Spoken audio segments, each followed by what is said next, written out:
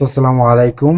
এখন আপনাদেরকে দেখাবো ফায়ার অ্যালার্ম প্যানেলের কি কি ধরনের কাট হয়, কত ধরনের কাট হয়, কোনটা কোন কাজে ব্যবহার হয়। চলেন, এটা আমাদের ফায়ার অ্যালার্ম প্যানেল।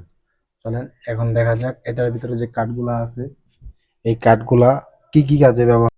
তো আমরা কি দেখবো যে কোনটা কি কাঠ। এটা হলো লুপের জন্য, এটা হলো আইডিনেট, এটার নাম হলো আইডিনেট কাঠ। লুপের জন্য, যে স্মগ সিএমএম এর জন্য যে লুপটা হয় এটার জন্য।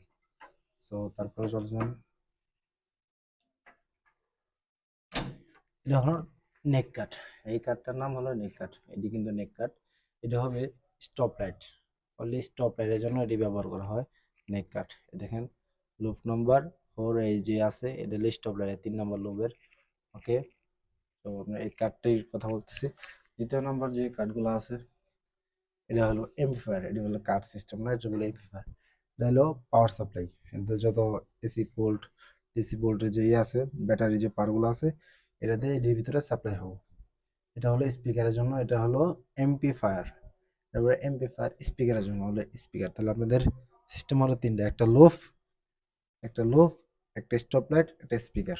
আমাদের তিনটা হয়ে গেছে। সো ভিডিওটি ভালো লাগলে সাবস্ক্রাইব করে পাশে থাকবেন, নতুন আপডেটের জন্য, নতুন কি কি শেখার জন্য। শিখে ইনশাল্লাহ